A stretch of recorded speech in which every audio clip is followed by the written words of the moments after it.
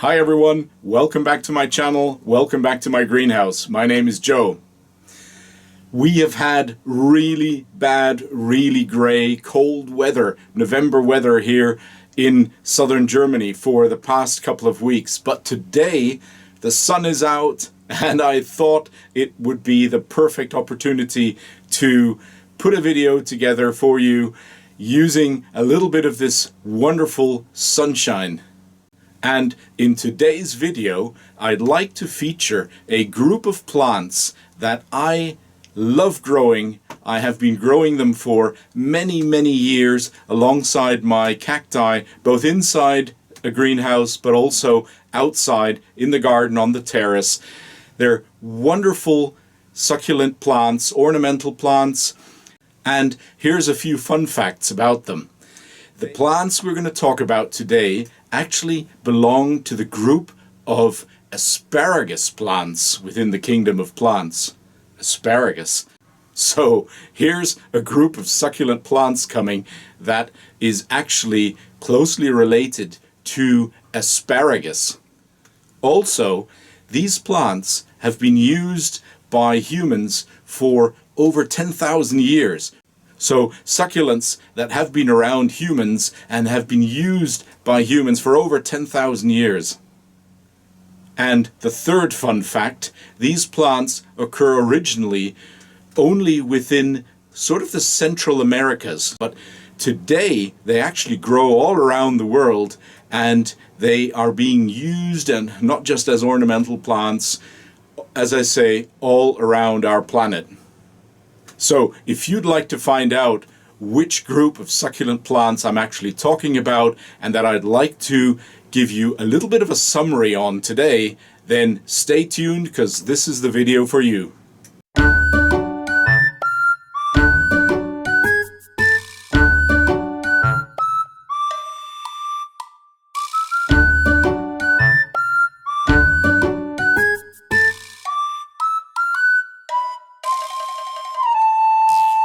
So welcome back to my channel, welcome back to my greenhouse. I have, of course, been talking about agaves.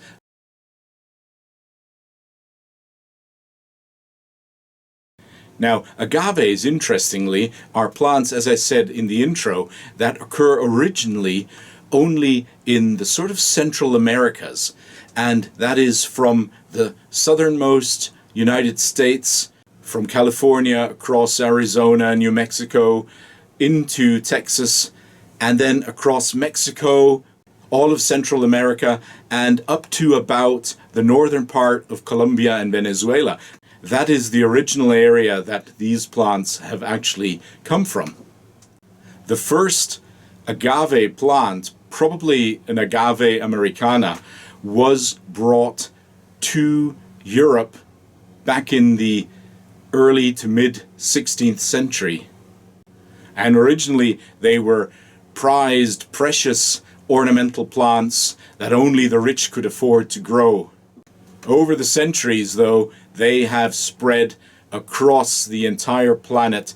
They've been cultivated, again, for ornamental purposes as ornamental plants, but also for all kinds of other purposes that I'll talk about in a second.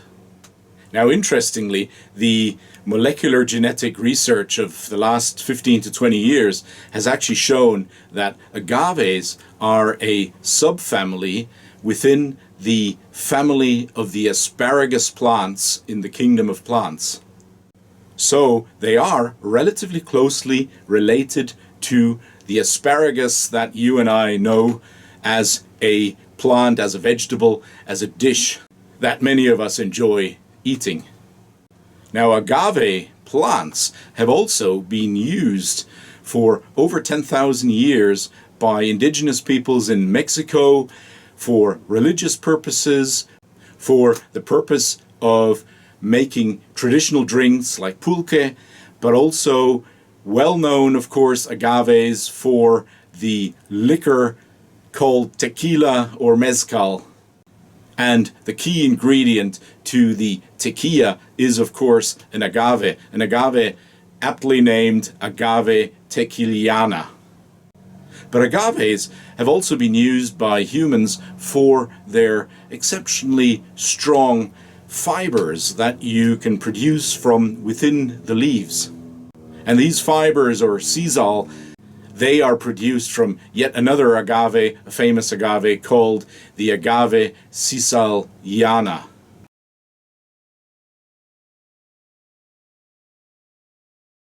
Now, a lot of you will have certainly come across a popular name often used for agave plants, and that is the century plant or the century plants.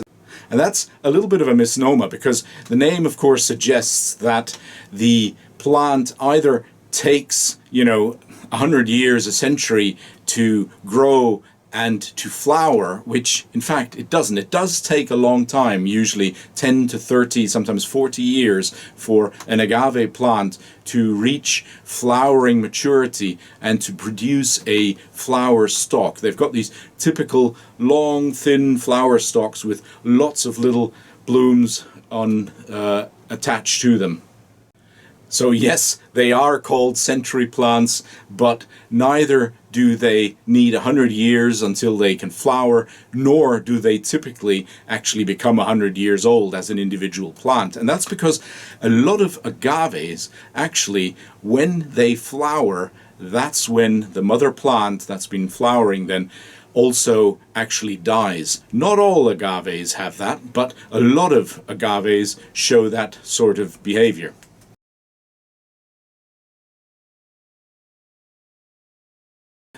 So you might ask then, well, how is that plant going to actually, continue living on this planet if it dies when it flowers or after it flowers? Well, in fact, agaves have very clever ways of propagating, several ways of propagating through the flowers and seeds. They would typically, propagate via seeds. And indeed, the mother plant dies, but from the seeds, new agaves would basically start growing.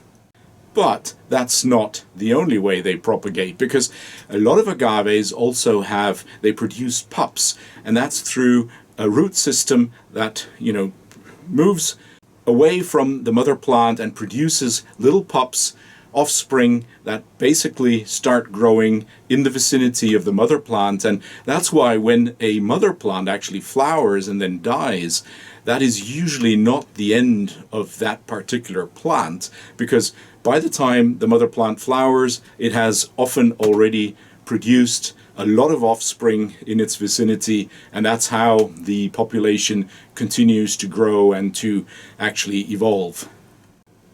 And there's another very clever mechanism that some agaves actually use to propagate.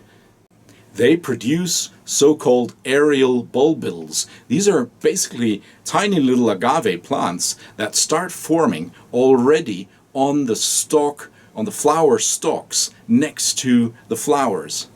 Quite amazing, because you can then often see on these particular types of agaves flowers next to small bulbils, so small plants that are already forming right next to these flowers. And as the flower stalk then falls over after the bloom is over, those little bulbils, the aerial bulbils, will start growing in the soil around the original mother plant. So in addition perhaps to those pups that have already been growing in the vicinity of the mother plant from its roots.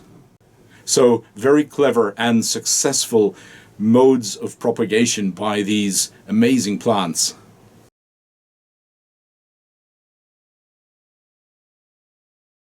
By the way, why are agaves actually succulent plants? Well, it's the one thing that all succulent plants have in common. That is, they can actually store water within their thick, fleshy leaves, and they store that water, the fluid and nutrients for longer, prolonged periods of drought. And agaves are truly amazing in the way that they can survive extremely long periods of drought.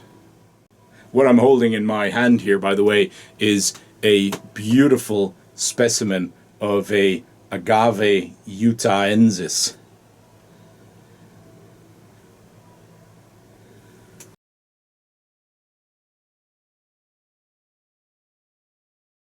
Now, how do we best grow, how do we cultivate these agave succulents?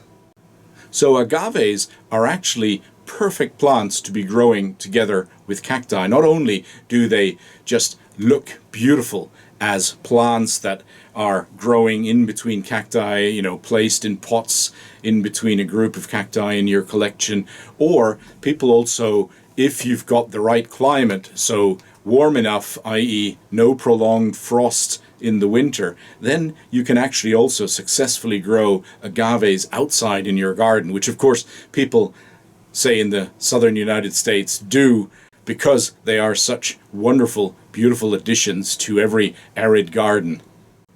So, to summarize their cultivation requirements, agaves will be quite happy with a lot of sun, albeit a little bit protected, a little bit of shade during the most extreme times and periods of direct sunlight.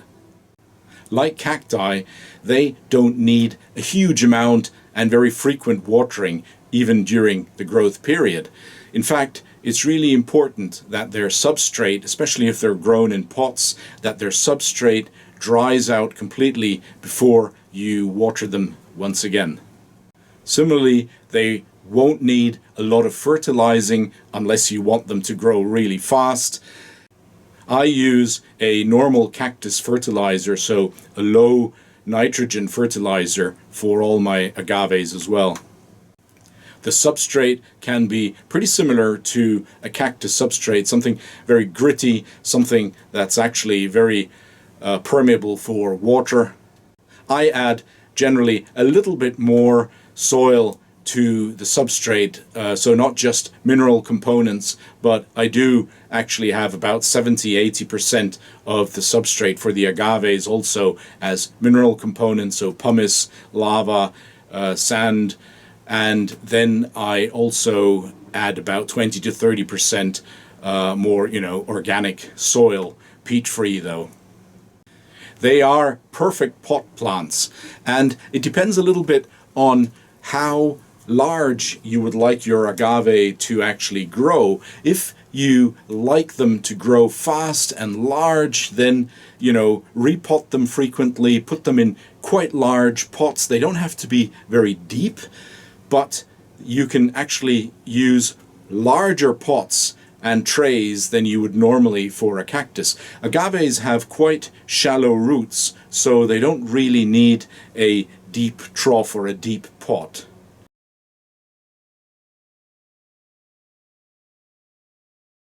Oh, and I'm also often asked, do my agaves actually need a dormancy period? How do I grow them during the winters when it's relatively dark and relatively cool in many of our areas that we live? So the answer really is, treat them like you treat most of your cacti, which is give them a dormancy period during these winter months.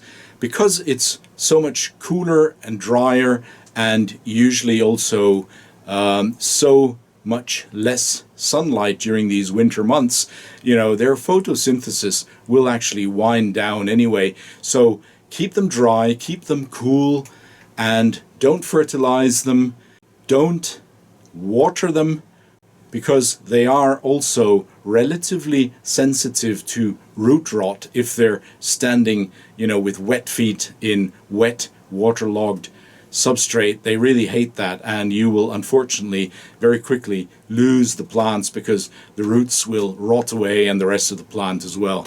So keep them dry, keep them cool.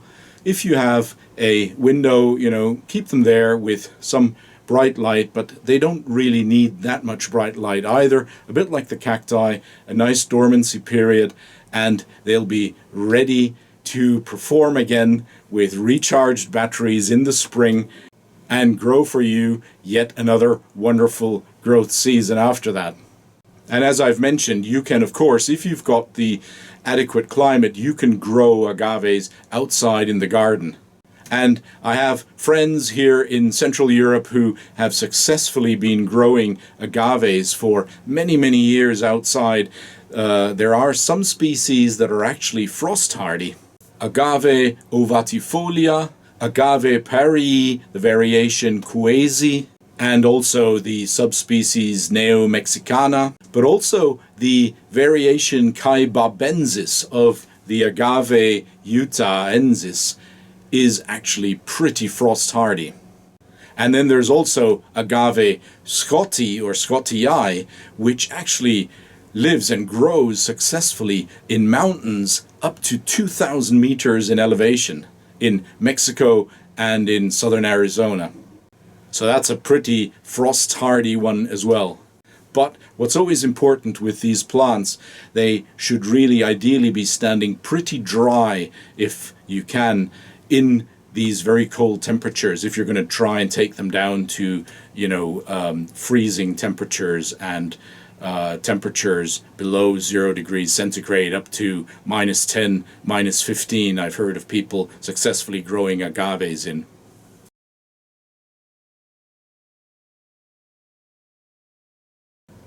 Now, as I've said, the agaves are a subfamily to the family of asparagus plants, and this subfamily, the Agavaceae, actually is a relatively large family of plants, and there are about 220, 230 different species of agaves. And in addition to that, about 50 or so variations and subspecies. And there are countless cultivars and hybrids that have been produced over the years. One such example is this wonderful cultivar, which is often sold in nurseries and plant centers as the Agave Shakazulu hybrid. It's a wonderful plant, but as you can see, it's already slightly larger in size than the agave that I just had before. And when it comes to size, agaves, of course, can become huge. The Agave americana is a plant that reaches sizes of 3 to 4 meters. That's, 12 to 15 feet. And about 1.5 to even 3 meters in height. So 4 or 5 feet to up to 10 feet in height. Now, those are, of course, hardly plants that you and I would be growing in our greenhouses or on our terraces. There are some huge agaves I have seen in botanical gardens, like this one that I came across when I visited the botanical gardens, the wonderful botanical gardens of Aarhus in Denmark. I've got a whole video on that visit to that botanical garden, and they have this huge cultivated Agave americana growing there. It's a beautiful plant. I also, by the way, really enjoyed the agave collection that I came across when I was visiting the city of Florence in Italy. And they have a botanical garden, a very old botanical garden there with a very long history. And they've got a wonderful little collection of different agave plants there.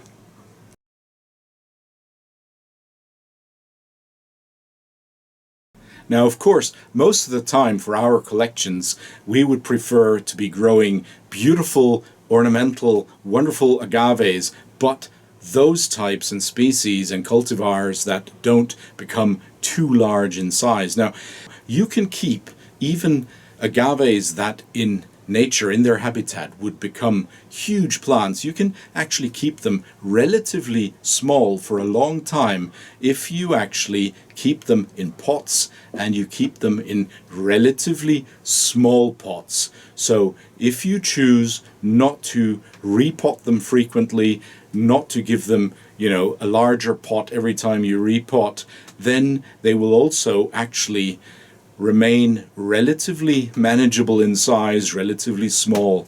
And that's certainly what I do, because I just don't have the space, unfortunately, to be growing my agaves to their huge natural sizes. So you can either choose to sort of manage the growth, manage the size in that way, or you can also choose to purchase or swap, or whichever way that you get your plants. You can start looking for agaves that remain relatively small. There are quite a number of species and also cultivars by now, because of course horticulturalists and breeders know that people usually have limited space available only. So there's actually quite a few hybrids and cultivars that have been bred over the past years that remain small in size anyway. But there are species that I can recommend because they, as I say, remain relatively small. So, maximum size maybe 15, 20 centimeters in diameter. So what is that? That's about 6, 7, 8 inches maximum. And examples for these would be the Agave parviflora, the Agave polyanthiflora, Agave tumeiana, and many Agave pumila hybrids. There's also the famous Agave Victoria Regina, a beautiful, beautiful agave that, although it does eventually reach relatively larger sizes, still it remains for a very many years, so a long time, it remains a relatively small but beautiful plant. And like many other species, the Agave Victoria Regina has actually produced a number of beautiful hybrids and also many beautiful cultivars with variegations, and they come in white, in yellow shades, and these are just beautiful ornamental plants.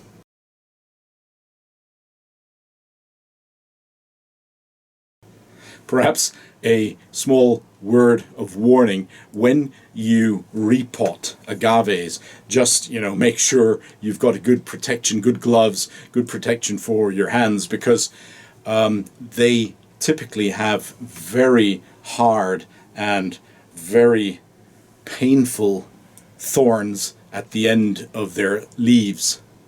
By the way, like cacti, these agave plants, they're like these rosettes of leaves, they actually grow from the central axis outwards, and so you'll always find the youngest leaves in the central growth axis of the plant, and they gradually move out and give way to more and more younger plants, always coming from the top, from the center, and these older leaves, they move to the sides, and eventually they will also, you can see that here on this plant here, at some point in time leaves will start to become brown and they will die off, and then you can see that here, this is one that's starting to become brown at the tip,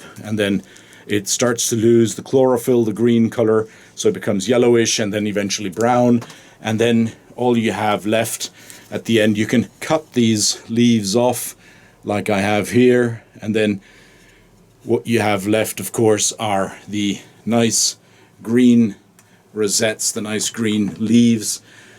Typically also for these leaves, by the way, so beware not only of the spiky ends of these leaves of the agaves, but also quite a number of them have teeth or saw-like kind of sides to the leaves, and that, on the one hand, of course, can look beautiful, absolutely beautiful, but these sharp teeth can also be quite a hazard, and so don't injure yourselves when you're handling these plants.